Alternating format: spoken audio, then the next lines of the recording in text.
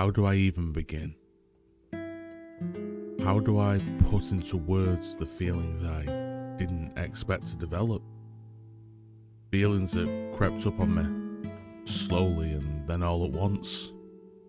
How do I explain that more than 10 years after its release, I finally played a game that I can say without hesitation, maybe the greatest I've ever touched? How do I start a conversation about The Witcher 3? About how it opened my eyes to everything I didn't realise I was missing. From its unforgettable characters to its deeply woven story. From intimate side quests to world-shaping events. This is a living, breathing universe. A world born from the imaginations of Andrzej Sapkowski. I'm gonna put the name in Google here. Andrzej Sapkowski. And translated into something you don't just observe, but inhabit. A complete experience, one I foolishly denied myself for far too long. So ladies and gentlemen, please, allow me to tell you why I fell in love with the masterpiece known as The Witcher 3.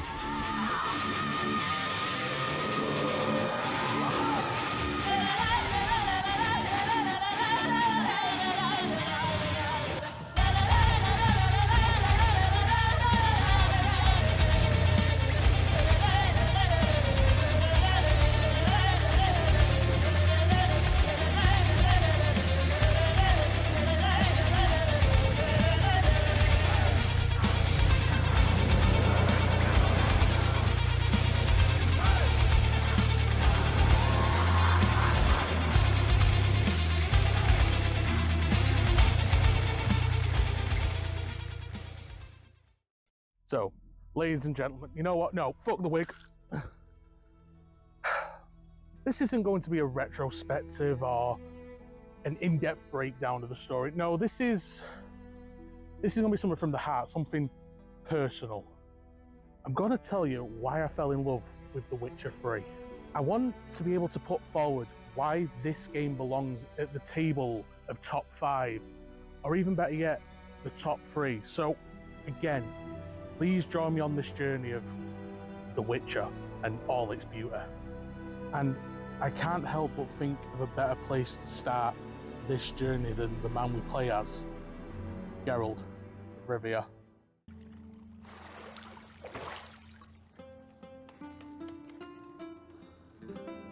The Butcher of Blaviken, the White Wolf.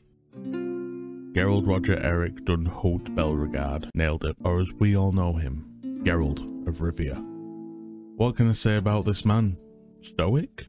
He's reserved, level-headed, and a true hero in every sense, but like all great heroes, he has his flaws, especially when it comes to those he loves, like Yennefer, Triss and Ciri. He can't help but put their safety ahead of his own, unwilling to see any risks that could befall anyone else, as long as they're protected. That doesn't make him a terrible person, but you can clearly see where his loyalties lie, but you get what I mean. That said, the Netflix show does an incredible job of portraying Geralt of Rivia, but being able to control his actions and explore the world he inhabits was truly an immersive experience. From the humble beginnings of helping train a young Ciri to roaming the vast world, completing contracts, playing Gwent, and interacting with both new characters and old. My dream come the morning, your scent, berries tart, lilac sweet. Well, that puts me up to the neck in fucking shite without the shovel. You quickly get a sense that Geralt is a seasoned hunter, travelled and experienced. You don't need people constantly reminding you that you're the main character. The energy and the aura Geralt gives off makes it clear he's the star of the show. You said you had something to tell me. I do have to point out one issue with Geralt though, and that, during the dialogue options, sometimes you'll be given 2 options, and sometimes, not all, but sometimes, Geralt will say the polar opposite of what you choose. Take for instance, when you comfort Ciri after she's been training with Avalak, you get 2 options. None of these tell you what you do here, but one helps towards Ciri's good ending, and one offers points towards the bad one. You get 0 inkling on which does which, as one is a playful little snowball fight that allows you to relax and just spend time with your adoptive daughter. You'll regret that.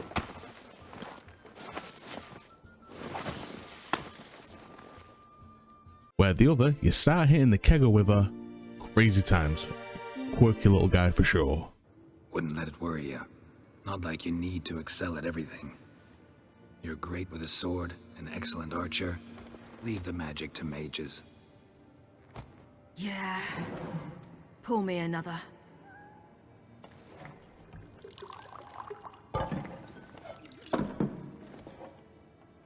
Now, I also do want to mention Geralt's softer side.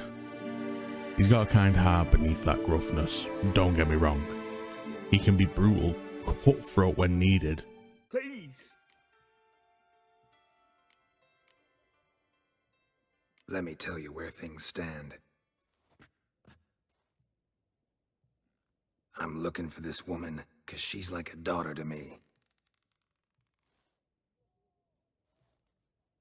And that's why I just can't let this go. No. But there's a gentleness to him, especially when it comes to Ciri. But whether it's a snowball fight or crashing a cave home to help her blow some steam, even if Yen was not too thrilled about it, Geralt's got a way of showing he cares. He is also kind to others, especially those in trouble. So long as you promise not to pull my hair. I promise. Then hop on up.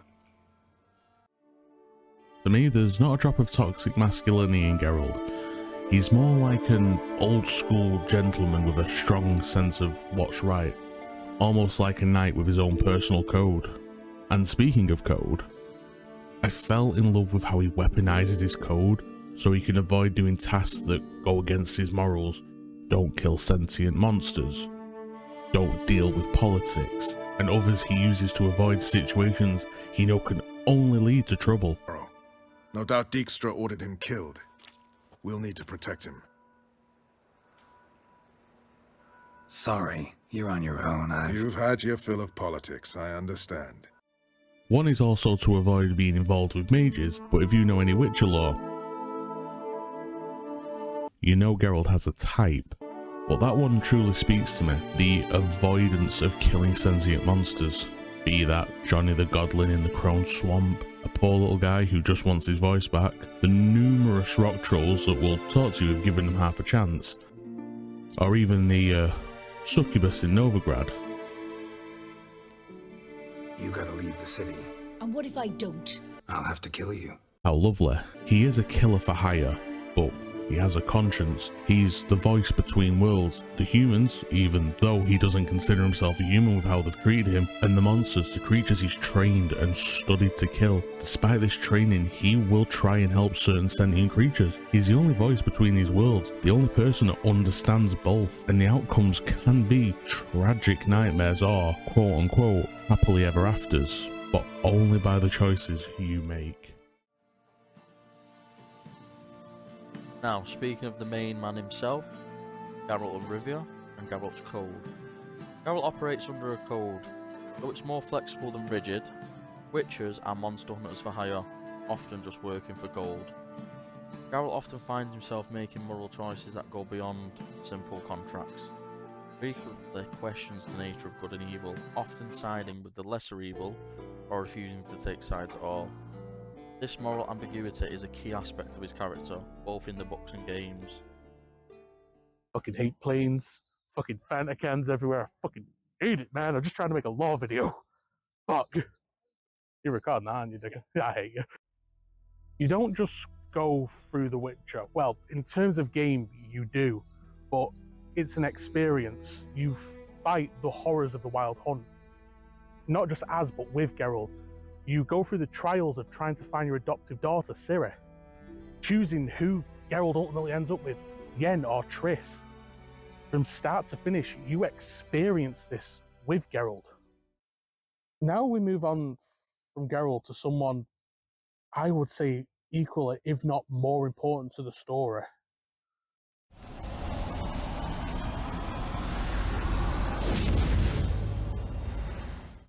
The Lady of Time and Space, the descendants of Laradoran, Zarella, better known as Cirilla of Sintra, or Ciri to you and I. Or, in a weird form of affection, she's often called the Ugly One by our dear Yen. In The Witcher 3, you play as Geralt for roughly 98% of the game, but for the other 2%, you take on the role of Ciri, the descendant of Falka. Yes, I'm getting in all my shtick about folklore that I know. Sue me. And she plays so differently. Imagine Geralt as a huge, heavy force of pressure, then you could call Ciri a nimble slash.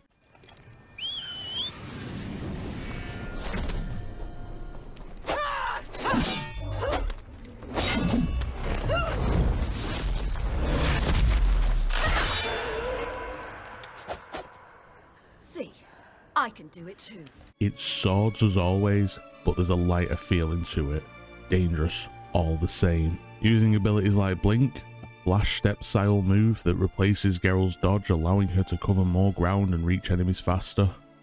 And Charge. Now, please let a white boy speak a little Helen Ling about Charge. Now, I don't want to go too deep about gameplay, that's a different subject for later, but goddamn boy, Charge might be one of the coolest things in this game. As a massive anime nerd, nothing tickles me pickle as much as seeing Ciri lock in, charge up an area of attack, and then teleport to each target, damn near instant killing each and every one of them each and every time. And I'm not ashamed to admit it, my little autistic ass can't help but bump a little bit of anime slang every time I use this ability. Room. Mana zone.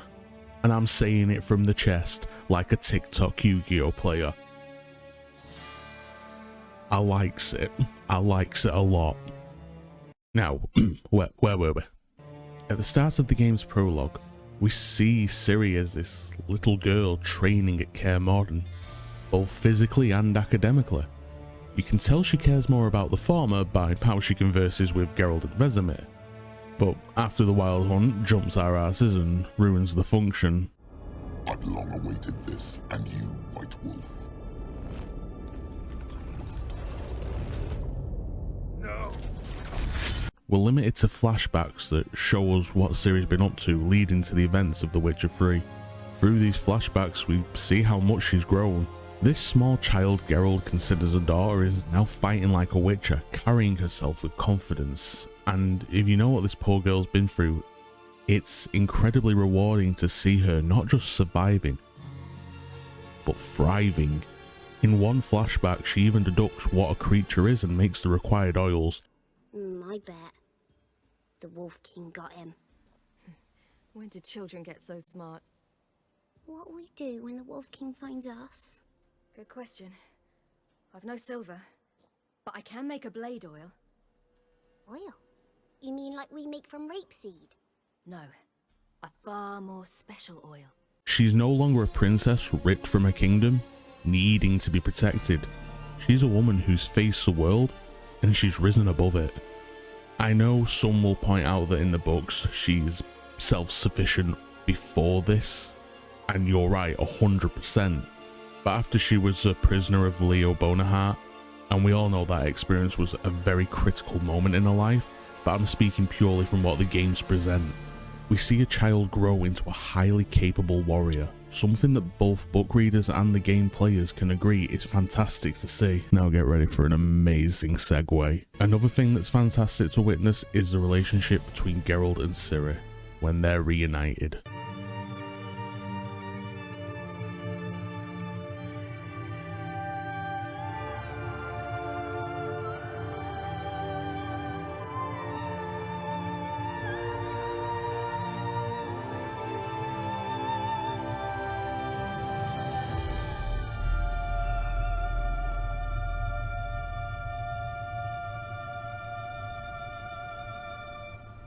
from the moment they reconnect on the Isle of Mist to the end in the tower, you can see that Geralt truly cares for her, as if she was his own flesh and blood. Yes, book readers, I know she is a child of surprise, so she is technically his, but you get what I mean, let me be. At the heart of The Witcher is the relationship between Geralt and Ciri. In the books, Geralt invokes the Law of Surprise, binding Ciri to him by destiny to her protector, her mentor, and in many ways her father. Bond carries over into the game, where Geralt is determined to protect Ciri from the Wild Hunt and other threats, and Ciri sees Geralt as her only family, steadfast figure in a world full of chaos. Their mutual love and respect drive much of the game's emotional core. I do want to highlight something I mentioned earlier. Geralt sometimes says or doesn't say what you expect from his dialogue options. For example, there's the snowball fight versus the kegger. During the preparations for the final battle, Ciri is summoned to the lodge in the form of Philippa Eilhart and, oh dear Jesus, Margarita Lox Antilli, I think, to discuss her future. Ciri has to speak with you before this meeting, and you're given two prompts. Either wait outside, leaving her alone with two women who have made a craft of bending the ears of king and courts to further their own goals, or go in and help her, protect her from manipulation. I may just be narrow-sighted, but surely you'd want to go in and protect her, right? After all, in the law, the Lodge has always wanted to use her before, but no, the good ending option is to let her go in alone and handle this as an independent woman. I completely get this line of thinking. It's about allowing her to stand her ground, make her own choices, stop hiding behind Geralt and Yennefer. But it's not just normal people. It's against two seasoned sorceresses with their own agendas. I get it, but at the same time, it feels a bit strange to me. Both options feel right in a way, but I feel the urge to protect more than, go on, you've got this, kid. Good luck. Maybe Ciri is such a strong talking point to me because I'm susceptible to protecting children almost in games. Clementine with The Walking Dead, Emily in Dishonored, more recently Invisigirl in Dispatch. But here's where she differs. She's not a weak, defenseless child in The Witcher 3. She's strong, powerful, so powerful. And she knows it. She may have trouble, but she is strong in all the ways that Geralt wants her to be. I cannot wait to see where she goes in The Witcher 4. Now moving on from the world, I want to talk about something else. Not the story, no, but a part that works so organically to Geralt in his quest. The contracts.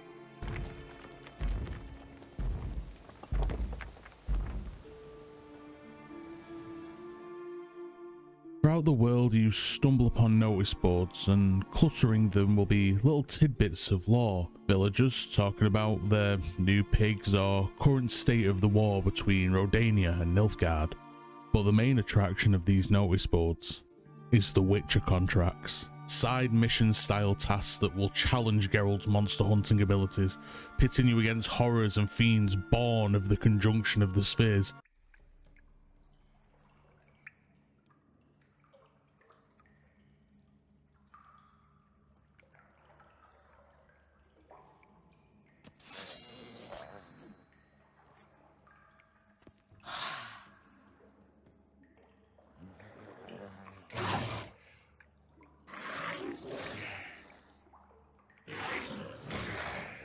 Seriously, read the books. From fighting a single grave hag to taking on mighty, ancient legends, there is a myriad of contracts to be had. But they're not simple, go here and fight. You've got to do a little digging. Let's use the first contract you'll likely come across. Devil by the Well. After grabbing the contract, speak to Odalin. He mentions how the usual water source has been tainted by the war, turning the people and, more importantly, his own daughter sick. A shame.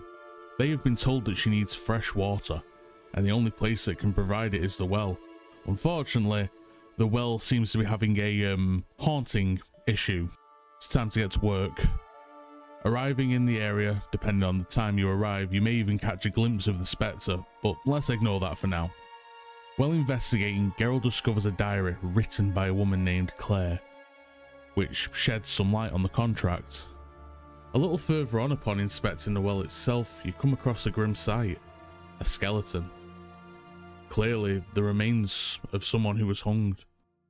To complete the summoning ritual and banishing the spirit, allowing it to finally rest, you'll need a cherished item tied to the victim. Diving down the well, you retrieve a bracelet that fell from the arm when it eventually detached. Now, with that item in hand, the ritual can be performed. From the clues gathered along the way, it's clear the spectre is a moon wraith. So now, we can do what a witcher was made to do.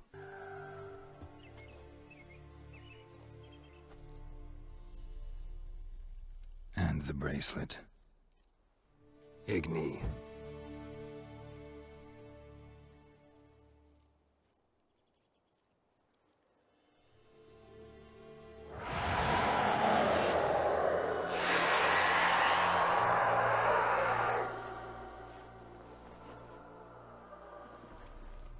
Hey, I think it worked. In terms of contract, this is a fairly simple one, and I'll highlight more in the moment. But I use Devil in the Well to show that it's not just about fighting monsters.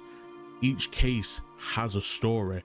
Don't get it twisted, some are as simple as find the cave and save the day, a core Witcher formula, but there are layers to this business. You have to uncover the why and the how. Is it a wraith?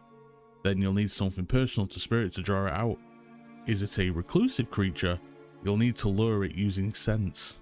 You need to be prepared, not just charge in head first.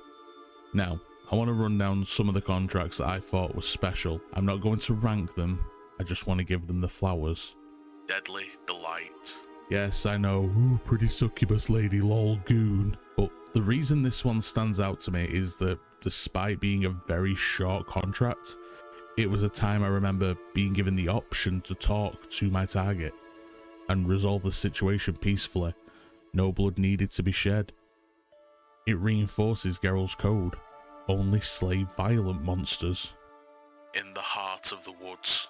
This one is simple in structure, but what drew me in was the build up to the ancient lesson. From the way it's spoken about by the villagers, you get a sense of just how old this creature is. A power in a league of its own. There are two major outcomes. You can fight and kill it, which from a lore standpoint is far easier said than done, since they're essentially immortal if certain conditions are met. You can make peace on behalf of the village, not to coexist but to prevent an outright slaughter. But the mission doesn't end there. You're also forced to choose the village's fate, side with the elders, not to preserve tradition but to prevent senseless killing, or stand aside and let the young generation put an end to the old ways, potentially provoking another conflict with the ancient spirit in the woods. Here comes the groom. I can't help but adore this mission, not for the hunt itself but for its outcome. After discovering what happened to Niles, you return to the quest giver, Caven, but he asked for something more. His sister, the bride-to-be of the body we found, needs to be told the truth, and Caven is too ashamed, having failed to believe her, to do it himself. Just want to pause quick here. My game lagged and I could not speak to her whatsoever, never got given the option whatsoever. So I'd like to thank the channel that is currently providing the footage for me from 10 years ago. I can't remember its name, but I will stick it on screen. So if you're watching this, cheers for the footage, mate. Big ups. You a real one, G. With a somber tone, Geralt informs Brit that her betrothed is dead. The only comfort to be found is that the creature responsible has been slain. This isn't a victory, it's a quiet ending. Geralt did what he was hired to do, but it's not a happy ending. It's simply the end of our involvement. But I avenged him, killed the beast. Thank you. Knew all along he was true to me, and so I'll vow to be true to him for the rest of my days. Take this gold. 'Tain't much, but I want you to take it. Thank you, but I won't accept any coin from you. Why do you offend me so? Don't take it the wrong way. There are things even a witcher shouldn't take coin for. My Niles is dead, but he died a death befitting a warrior. No one will say again that he was untrue to me. Skellige's most wanted. Remember when I said earlier that your choices matter? This is where it really shows. After surviving a few attempts on Geralt's life, in a rather slapstick style way if you ask me, you follow clues that lead you to a cave filled with childlike drawings depicting the recent events of Geralt's misfortune. Following the passage leading outside, Geralt is confronted by sentient monsters, a rock troll, a godling, a doppler, and a particularly angry werewolf. They argue that all witches are mindless hunters, glory hounds driven by slaughter and coin, indifferent to emotion, but through your choices you can challenge that view. You can reference monsters you've helped, restoring Johnny the Godling's voice, sparing the imp in the contract, an elusive thief, or lifting the curse on Movrak, a man afflicted with lycanthropy. Nailed it. Successfully arguing these points earns Geralt the favour of 3 of the 4 monsters. Sadly, the werewolf is blinded by rage, leaving us no choice but to slay him. A lying witcher! He feigns it all! All humans lie! Let it rest. This is not the way. You shan't bring Adalia back. No! Stay here. I'll finish this alone.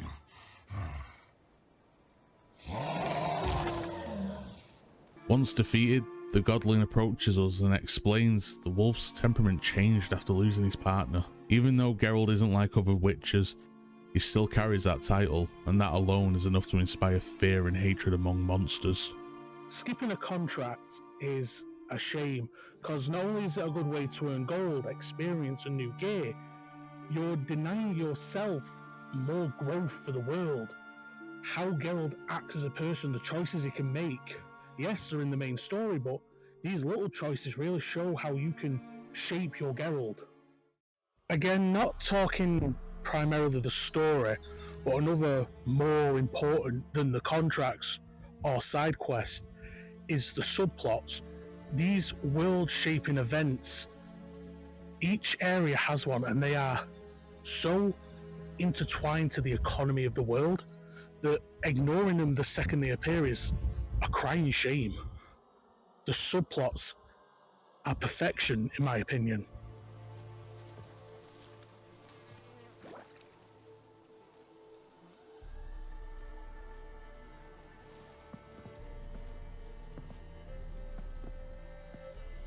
The subplots are some of the most story-rich experiences I've had in this game. Not only do they help you learn about the new world you're discovering and giving you a taste of how its people are treated, but they also allow you to spend more time with characters and see their stories through to their conclusions. From helping the witches, alchemist and herbalist of Novigrad escaping persecution, to aiding Skellige and influencing the choices of its new ruler, to even lending a hand in the assassination of a king. These stories leave a lasting impression.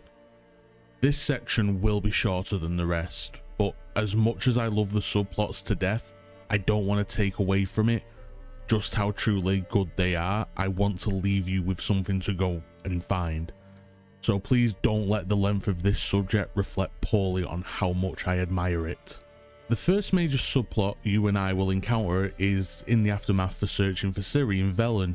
After completing the main quest there, discovering the whereabouts of the Baron's wife and daughter, you receive the promised information that Ciri headed to Novigrad.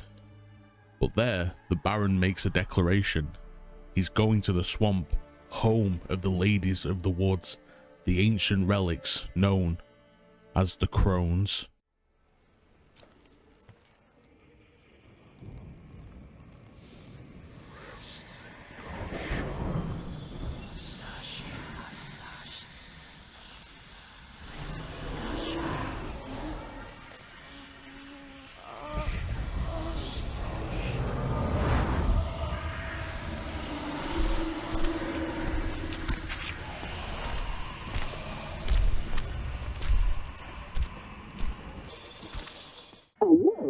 I'd suck every last drop out of you. You can warn him how badly that plan is likely to go, but he will ask, almost beg, the Witcher to help him recover his wife, who has been put to servitude by a twisted bargain with the crones. If you agree, you'll travel to Swamp, more specifically, Crookbag Bog. I've no more tales of Ciri to offer you, but go with me and I'll be generous with what I do have. Very generous. Extra coin never hurt. Ha! True indeed. I'll round up my men and ride to Downwarren. You can join us there. Fine. Sounds good. Depending on your actions earlier in Velen, two outcomes are possible. During your time in Velen, while working with the crones, you learn more about what happened to Ciri, and they give you a quest to gain this information. The Whispering Hillock. You're faced with a choice. Release the spirit in the trees, saving the orphans of Crookback Bog from a death sentence, but dooming the village of Downwarren. Or kill this tree spirit, sparing the villagers but condemning the orphans. It may seem cookie cutter, but your choices do matter here. When you later return to the bog fighting off enemies alongside the Baron's daughter and the Eternal Fire, the consequences of those decisions finally reveal themselves. If you killed the tree spirit, you notice the village, once filled with mischievous orphans, is now eerily quiet. Only one person remains, Anna, the Baron's missing wife. She's gone mad from the abuse she suffered at the hands of the crones due to their twisted deal, as well as the loss of the children before mentioned. Seeing the consequences of his past actions, the Baron vows to make things right. He'll leave Velen with Anna, heading to the Blue Mountains in hopes the hermits there might heal her mind, if such healing is even possible, given the cruelty of the crones. However, if you release the spirit, a far darker fate is revealed. Enraged that Anna allowed the children to escape, the crones curse her one more time, transforming her into a water hag, a hideous creature that lurks in bogs and defiles corpses. Horrified, the Baron and Tamara beg the Witcher for help. If you choose the correct item, Anna briefly returns to a human form. She's given a moment for a somber farewell, but because the crones bound the curse to her life, lifting it cuts her time short. We must do something! Witcher! Tammy, do you remember that day on the Inner? Of course. Those plums are so sweet. In your dress so blue. You wove me a wreath of flowers. We laughed the day away. Please, remember me like that. No! I thank you. They had a chance to say goodbye. It was your doing. Shame I couldn't do more.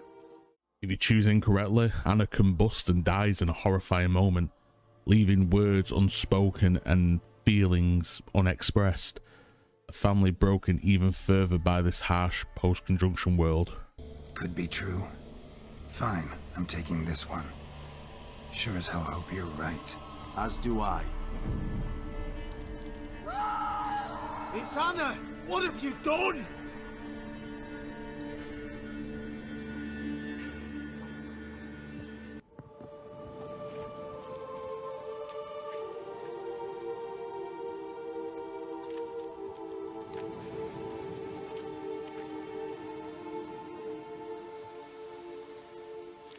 What have you done?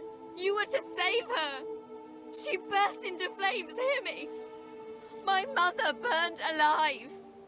Regardless of whether you choose the right or wrong doll, you'll later return to Velen. You'll find the Baron's hanging body from a tree, unable to live without his wife and knowing his actions led to both possible endings. He takes his own life. He isn't even able to remain with his daughter, who's chosen to follow the path of the Eternal Fire.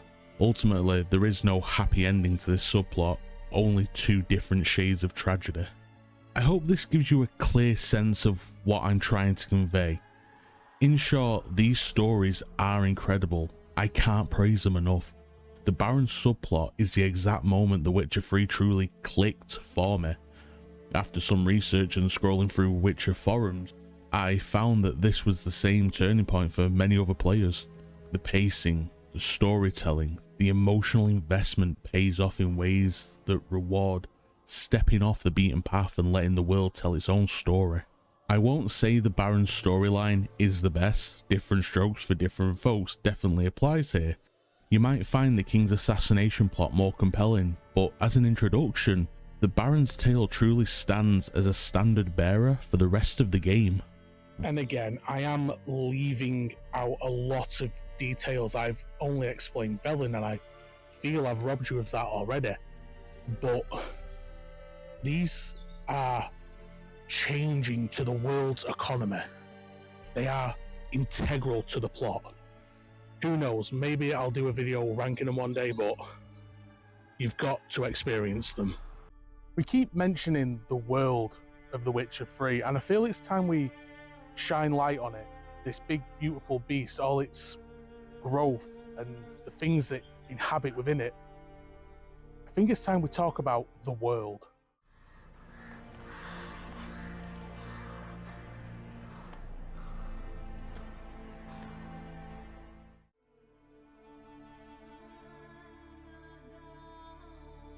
The world of The Witcher 3 isn't just filled with monsters, it's at war, and unlike the creatures Geralt hunts, this war is very human.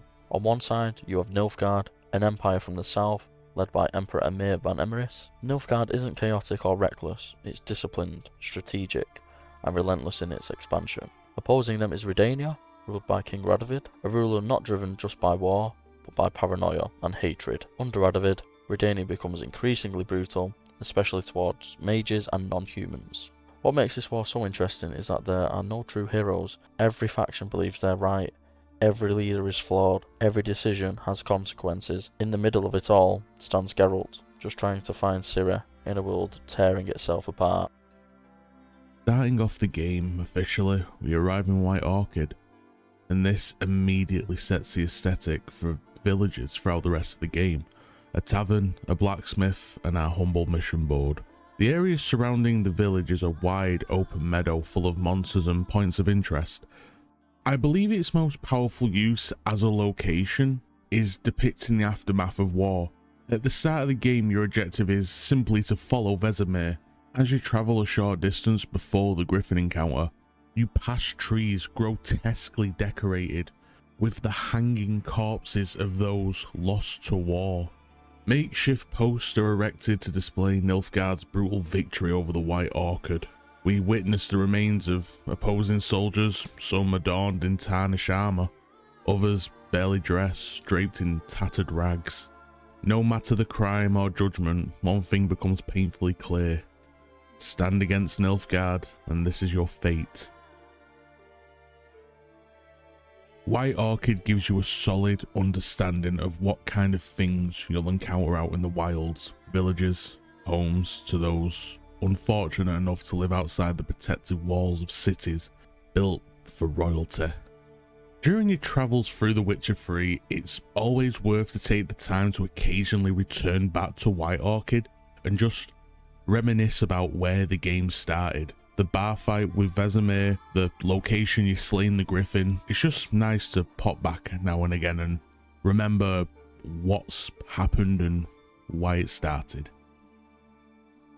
Following the main story, you'll find yourself next in a much larger region of Velen and Novigrad.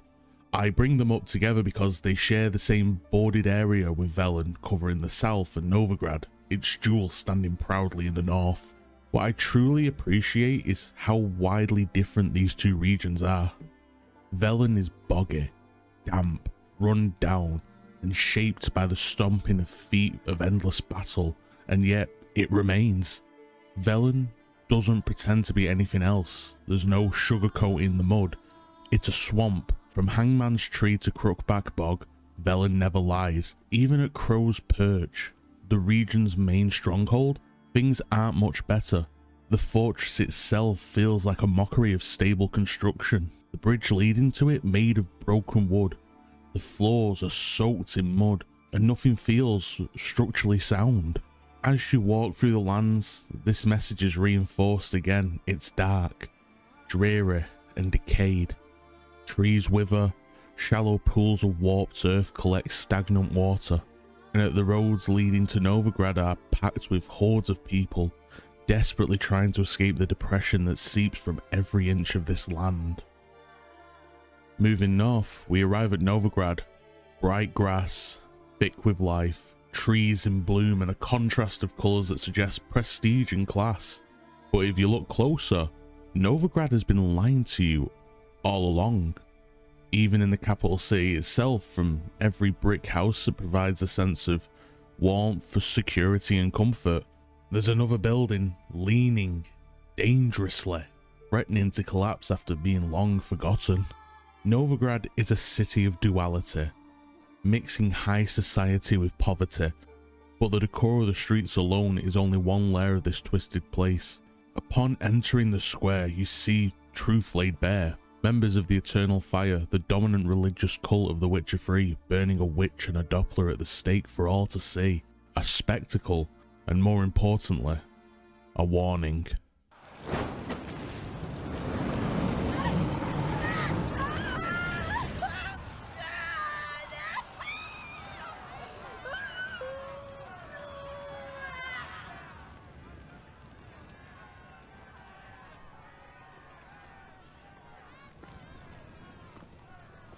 No evil can survive the holy fire. The holy fire enlightens, burns, and cleanses. Behold the flame of grace and mercy. Special fire for you, freak. Nice, slow burning.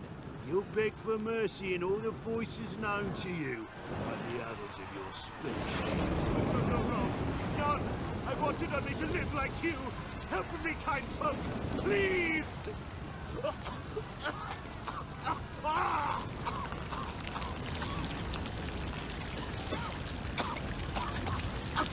Gods, look! A Doppler!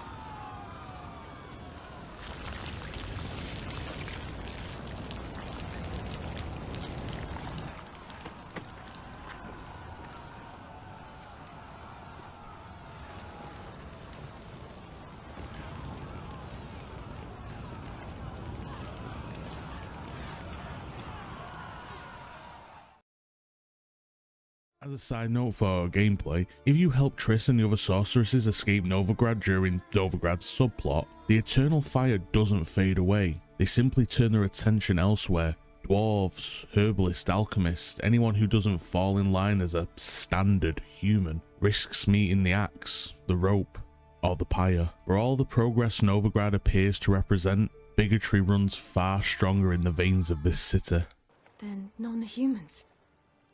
Thought it was mages the hunters and the temple guard were after. Mages left. Hunters needed a new quarry.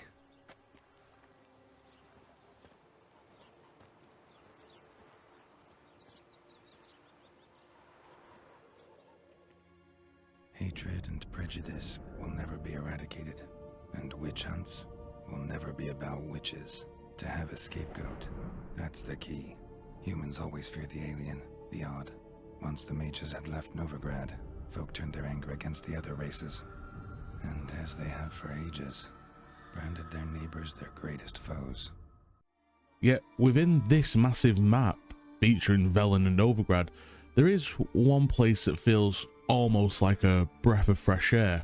Almost. Oxenfurt. While still not free from prejudice towards Geralt for being a Witcher, it feels strangely detached from the worst horrors of the world. During my time walking around it, I rarely, if ever, heard citizens complaining about war or famine. Instead, the dialogue is mostly mundane, day-to-day chatter that makes it feel lived in. Although nowhere in these lands is truly free from the shadows of war and politics, Oxenfurt gives you the sense of separation from those pressures, a reprieve, so to speak.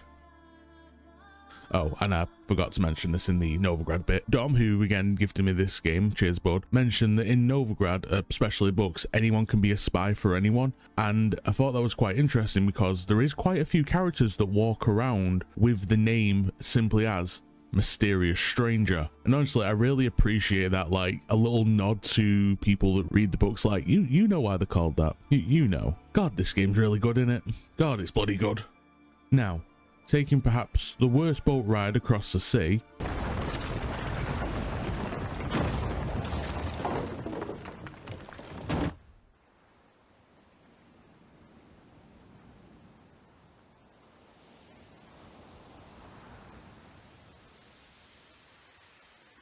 we arrive at one of my favourite areas, the lands and its surrounding islands of Skellige. Snow-kissed mountains, mighty castles built straight into stone, small huts for herbalists and their experiments, fishing villages alive with days' work. As you move into more open lands, lush grass covers plains, giving off a tingling brisk cold. To truly explain why I love Skellige, I have to hope you understand the comparison I'm about to make. If you've ever watched the widely popular show Vikings, think of its most iconic location, Kattegat. A small village with fishing boats ready to head out for the day, plots of land growing vegetation for old-style medicines, merchants selling wares for trade and revenue, and guards roaming to keep the peace amongst small but hardy population. You see what I'm getting at? Ultimately, the strongest comparison in aesthetics, that old Norse feel. Skellige clearly draws heavy inspiration from Norse culture, especially with its leaders carrying the unmistakable aura of the Jarls. But woven into that is a strong Celtic flavour as well, giving Skellige a unique identity rather than a straight up copy. To stop myself from rambling or saying something mildly offensive, let's put it in another way. Like Velen, Skellige is honest with you. This is a land for the strong. There is no time to pretend to be anything more than what it is. Every part of it is as dangerous as it is beautiful. Violent monsters roam the land, offering more challenges than most of the other regions, but also rewarding the players with moments of stillness. Standing on great hills, looking out over the world, inspired by some of the most beautiful places on Earth. Oh Skellige, my beloved. Touching on the Misty Isles is harder, mostly because you don't really get to spend some time drinking it in. It's a charming place wrapped in fantasy and wonder, with a light fog coating most of the island. You're never able to really see anything all at once. The buildings feel slightly warped, almost like a caricature of real structures. I can't really dig much deeper than that. It shows you everything itself, and that's not a bad thing. It forces you to appreciate it for a short time you're there. You can't help but respect it. But again, you're only there briefly, and that's a real shame for the Isle of Mist. Now, it's time to go home. To Geralt's past. To the start of the path. To Kaer Morhen. Fortresses built to stop armies hide amongst great trees. Garrisons, walls, memories. Kaer Morhen is a home of history. For such a small area, it offers so much. Seeing it built into the side of that massive mountain, you can truly feel the sense of what grandeur CDProjectRed was aiming for. And by golly, I'd say they nailed it. Stepping inside the Great Hall of the House of the Wolf, good lord, you can almost picture it in its prime, housing countless young witches, forced to train, to suffer, to walk the path. If Kaer Morhen is your first exposure, like it was mine, with no prior knowledge to the books or older games, or even the Netflix show, then purely at face value, you know this place is more important than it ever lets on. Guys, I really like Kaer Morhen. And now that we're done talking about the world, I think it's time we talk about Geralt's world, or more importantly, his worlds, I suppose. I know during one of the previous segments I said it was going to be short, but I do apologise about this one being short. I love Trish and Yen so much, but I found it so hard to write a section on them without sounding like a chud, so I do absolutely apologise. This deserves more. I just don't have the language or the comprehension to word it. I do apologise. They are fantastic. Please forgive me.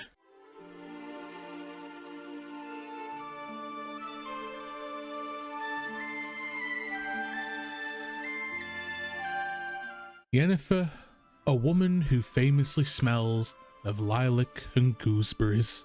And Triss, someone who looks at amnesia as a chance to score.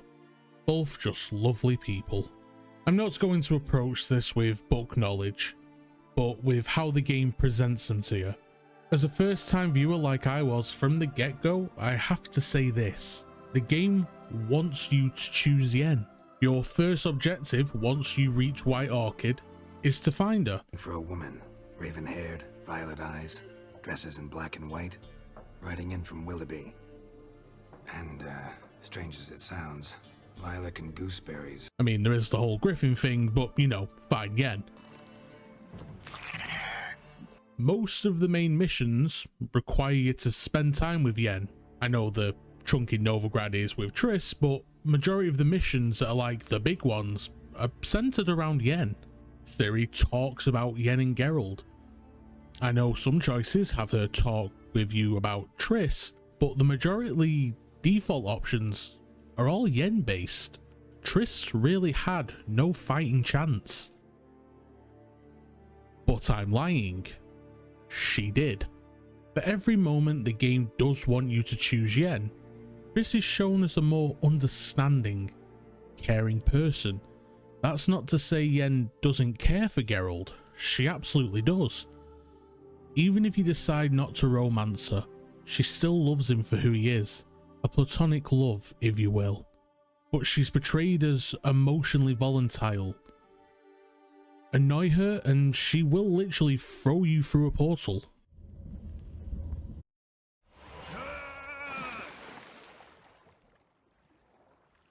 Oh, she's really not in the mood. Triss, on the other hand, shows understanding. She's calm, emotionally mature.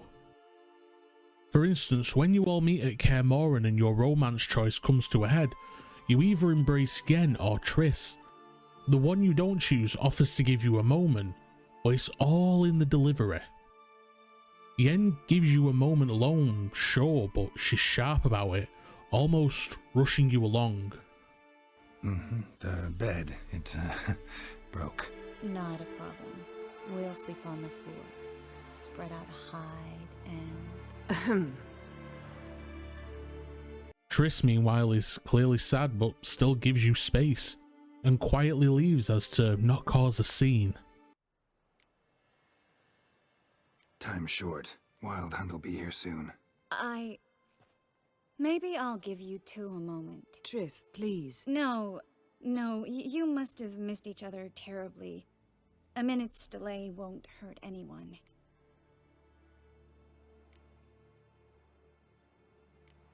Fine. So, a minute, then we go, alright?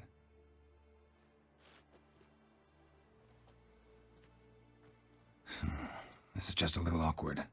45 seconds. Huh? We've 45 seconds left. Well, 30 now. And then we throw the gauntlet at the Wild Hunt. So I beg you, use these seconds well. Yen, I adore you. No points for creativity, but for your candor.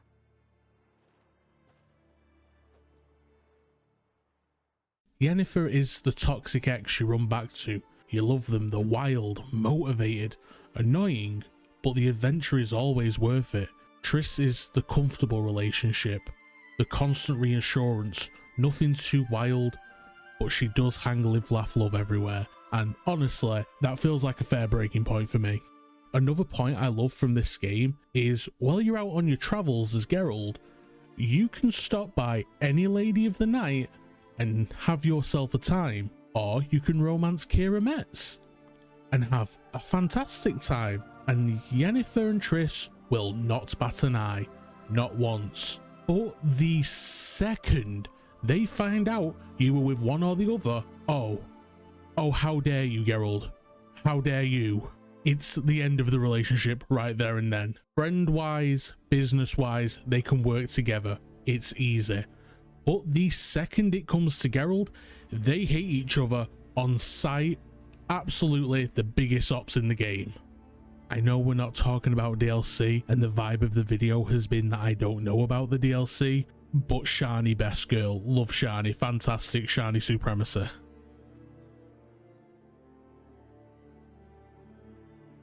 In the world of The Witcher, two women have captured the heart of Geralt of Rivia, Yennefer of Vengerberg and Triss Merigold. Both are sorceresses, both are powerful, yet their paths with Geralt are uniquely intertwined.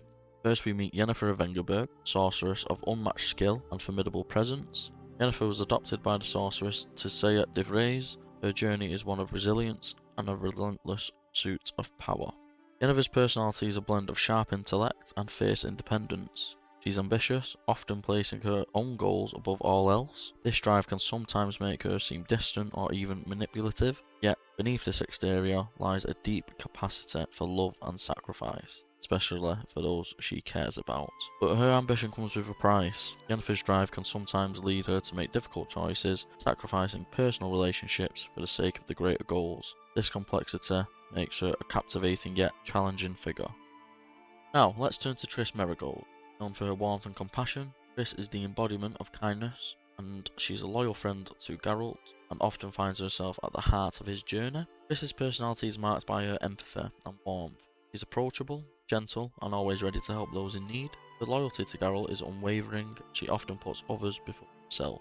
Yet Triss's selflessness can be a double-edged sword. Her willingness to sacrifice her own happiness for the sake of others sometimes leaves her feeling overshadowed. Triss is often caught between her own desires and her loyalty to those she loves. Yennefer and Triss, two women of extraordinary strength and complexity. Their motivations, their personalities, and their choices have shaped Geralt's journey. Their stories remind us of the delicate balance between love, ambition, and sacrifice. TDLR, women are pretty and scary. Before, when talking about the world, I mentioned monsters, and I can't think of a better time to talk about them, from the horrors of the water to the horrors of the forest. Let's talk about the monsters of The Witcher 3.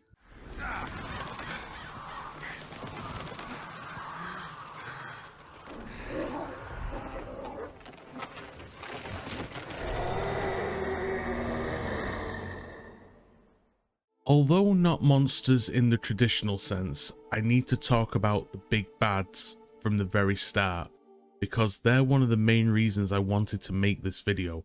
And that, as you can guess, is the Red Riders, Wraiths of Morhog, the Wild Hunt. Spectres adorned in metal armour, each soldier looking like a horror from the world of Dark Souls, traversing realms aboard the great ship Naglafar, accompanied by their nightmarish hounds. The Wild Hunt feels like something truly special from the second the game begins, and that is because of one key detail. The only time I can truly remember Geralt not looking scared, but worried, anxious, or whenever the Wild Hunt appears, whether it's their warriors riding, giving chase, or simple fog of freezing air that signals their presence, the tension is immediate. Using Geralt, a mutant who has endured countless trials, to communicate that level of unease really puts into perspective just how serious the threat is. Now, I'm not saying he shivers in his boots every time they show up. Once you defended Kaer Morhen, Geralt locks in. He goes on a relentless hunt of his own, cutting down generals and anyone who dares follow Eredin, leader of the Wild Hunt. Burning Hellfire Imarith, your massive wet wipe, snatched your chain. Vesemir got shooters in these streets. But before the assault on Kaer Morhen, Geralt speaks of them with genuine unease. He knows that pushing forward means confronting them directly, and that's something he'd clearly rather avoid. Still, as always, the path leads to Ciri, so he presses on. To close this brief sub-chapter on the Wild Hunt, I generally place them amongst gaming's most memorable factions alongside the Locusts from Gears of War, or the Helghast from Killzone. Their threat feels real from start to finish, and in a game as massive as The Witcher 3, maintaining that presence is seriously impressive. Honestly, give this faction and its writing every flower it deserves.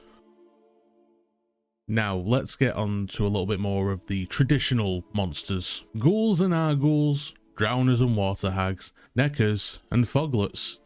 These are more common enemies you'll encounter throughout your travels.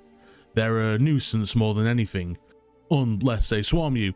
In large numbers they can be absolutely a problem. But these are low tier monsters. A few clean slashes of silver and the threat is handled. But what about the real horrors of the woods? Leshens. Ancient forest relics with a twisted, almost Windigo-like design.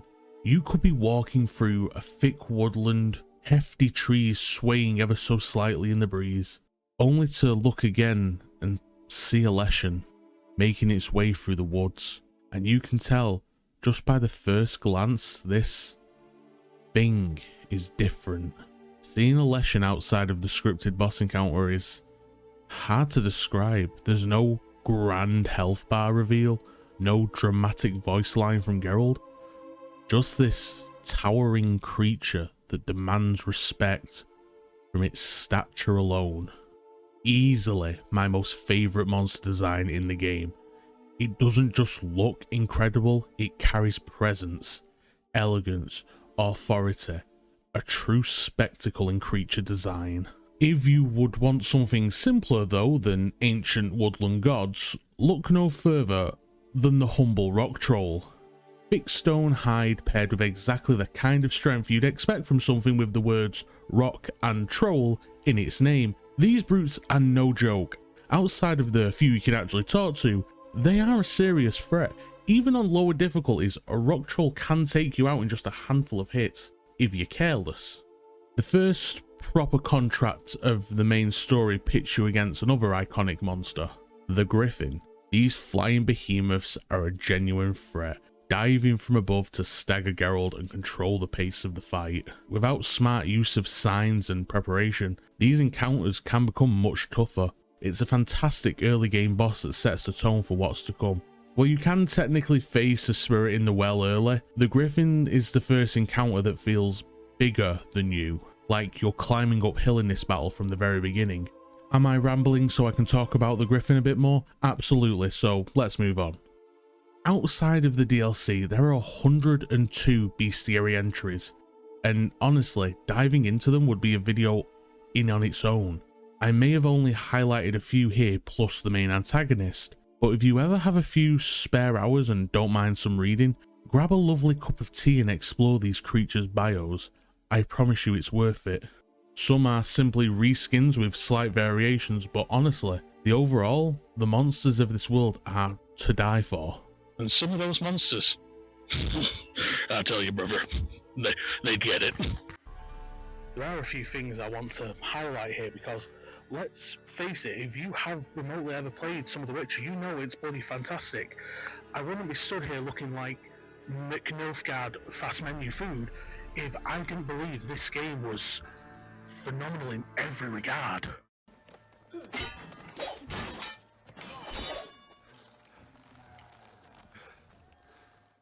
Steel for humans, silver for monsters. Your swords are effective at cutting down any foe that comes your way, but metal alone isn't enough in this world. No, there's a little more to it. Let's say you encounter a fiend, a giant bull-like brute with both hands and receipts with Geralt's name written all over them. You're going to need more than a trusty sidestep. You'll need oils, minor to major tactical aids that give you a boost against a myriad of foes. Using the trusty bestiary, we learn to lather our darling silver blade in relic oil. And what's this? You can also throw a devil's puffball, since it stops it from using a very powerful disorienting ability. This fight shifts from a hardened slog to a far more even battle, and hell, we can even throw up our gang sign of R to push the beast back and create a little space. That may seem fairly straightforward, but remember when I mentioned before in the monsters chapter, there are over 100 creatures, each with their own weaknesses, multiple combinations of signs, bombs and oils, less so on the easier difficulties, but on Death March, going in unprepared is one of the ways to journey back to your last save slot. Allow me to sum up the harder difficulties in the best advice I've ever heard. Fail to prepare, prepare to fail.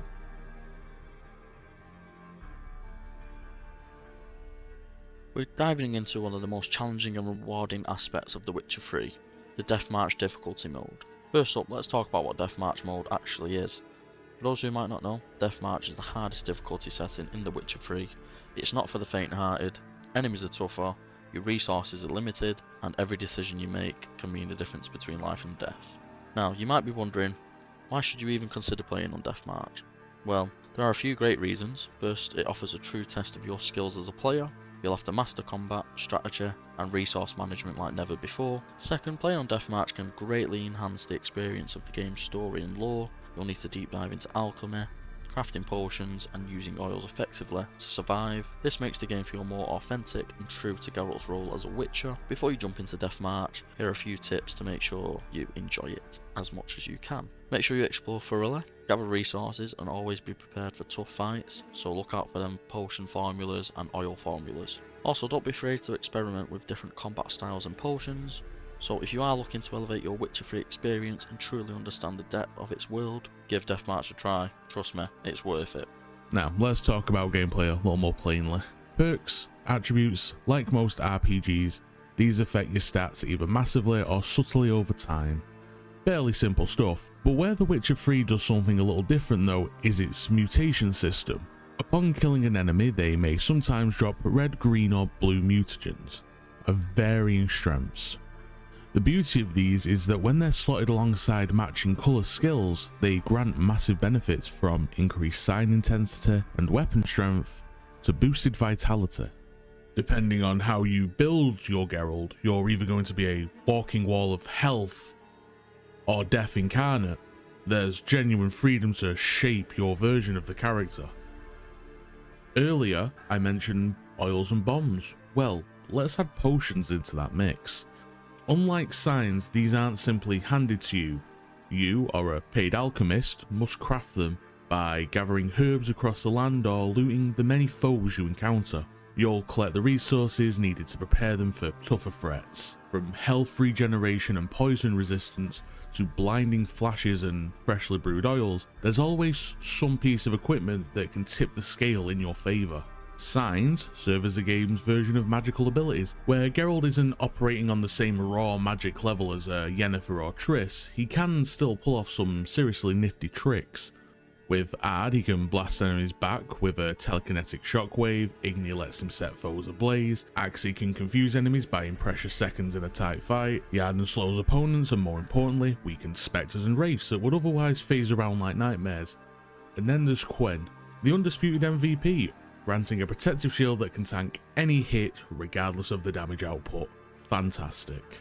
Signs are as core to the combat as your blades. From the very moment the game begins, Geralt has access to them. In fact, The Witcher 3 wastes no time encouraging to use them. We even put old Vesemir through a magical gauntlet just to get our hands on the tricks. But their utility extends well beyond combat. Igni can light torches through the world, Ard can blast apart weakened walls or clear block pathways, Axii, when upgraded through the skill tree, opens up new dialogue options, letting you diffuse tense situations, skip certain fights or secure better outcomes in quests. It's not just a combat tool, it's social leverage. Alas, let's talk about gear. That's right baby girl, we're going into The Witcher 3 the fashion hunt. Including swords, gear has level requirements. So sadly, you won't be dripping with style from the second the game begins, but as you level up, some genuine great sets become available. Around level 10 you grab a very tasty Nilfgaardian set. Go on, look at it. Ain't it pretty? However, the main armor players should pay attention to are always going to be the Witcher school sets. These are a league of their own. They can be upgraded to higher tiers of protection, assuming you have the resources and level requirement.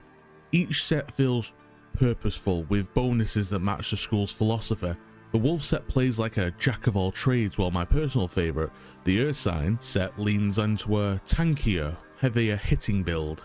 Now, one downside I have to mention, like most RPGs, during the early game, you're just equipping whatever armor has better stats than what you're currently wearing. It works from a gameplay perspective, but good lord, some of the earlier armors in the game, they look rough. I didn't start thinking, damn, that looks a little bit naughty, until around level 20. Fashion focused games have ruined us. As for actual combat, I can't praise it enough. Even as the game dances around its 11th anniversary, it still feels fluid. Dodging an enemy sword swing only to lunge forward and strike them down feels frame perfect. Long leaping away from beastly attacks generally feels cinematic. Sword slashes carry weight. Dodges show believable footwork without ever making me question, now how did Geralt do that? Don't get it twisted, it's not flawless. There are moments where you feel you definitely dodged that, or that an enemy should have gone down by now. But those instances make up 6% of my total experience in my option, and for a game that massive, 6% is hardly a deal breaker. And if you wanted me to talk about the horseplay and more importantly Roach, I didn't like it, but I'm not going to get into detail because I don't want to open that bag of worms with the fan base. Now, there are a couple of questions. Why did I make this video? Why did you click on this video? What is the point of the video? And why did she leave me, gang?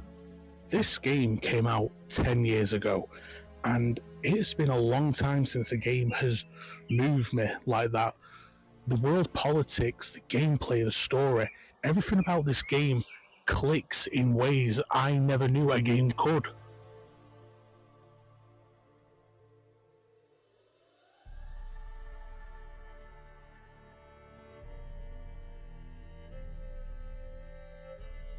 I want to apologise for the fact that I don't have a higher education to describe in more fancy, hard-hitting words just how monumental this game really is.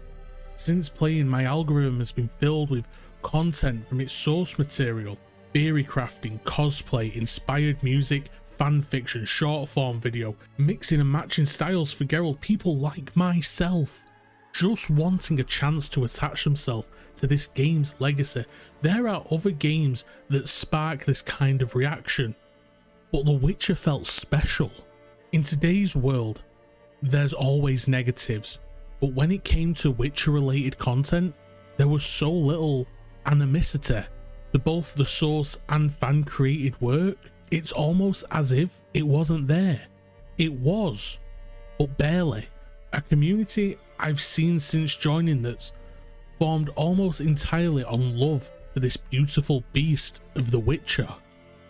Now, I feel like I've spoken about this game in such high regard that I do need to make a quick statement. I'm not by any means saying this game is perfect. There will be bugs and crashes. There are plot points I think are weak. The game forcing you to play Gwen every 20 minutes does get a little bit tiring. Roach fighting against me at every turn to do anything. The early game leveling is a battle in itself. My point is that even with all of that, this game truly deserves being a #1 all-time classic. And I hope my previous chapters reinforce that point. But moving on. In theory, this video wasn't made for long-time fans or avid book readers. They've had 11 years to play this game, and I haven't really shed any light on anything new. I wouldn't even say this video is for people wanting to get into it, as I've dropped multiple spoilers throughout. I'd say I made this video more as a love letter, an appreciation of an art form I hold dear. One that, in this case, went above and beyond the usual criteria of what makes an almost perfect game. So, with this rambling thought, I guess I could say my goal was, with this video, to get people involved with The Witcher again. Not that it needs my help, but simply to shout into the void of the internet that it really does deserve that other playthrough, that first time pickup. And for my last question, why did you click on this video? I can't answer that. Maybe you were bored. Maybe you just wanted to see what The Witcher was about. Maybe I just had a banger title and thumbnail. So on that note, since I can't answer that question, I'll ask some others. What are your thoughts on The Witcher? What brought you into its world? What kept you there? Have you made any form of content involving its source material? How would you improve upon it? What would you add or take away from the game? And are you ready for The Witcher 4? Thank you for watching this video. If you could please take the time to like and comment, that would be amazing. And if the effort I put into this tickled you in any way, subscribe would also go a long way. Special thank you to the following: Rob for filming the live segments and providing custom audio, Shelby for providing makeup during the live segments, David for the thumbnail and video ideas, and for any technical issues that arose during the video's creation, Dominic for fact checking the video and also providing his live segments, Dylan for providing the audio equipment, and Adam for providing props during live recordings. Ladies and gentlemen, my darling,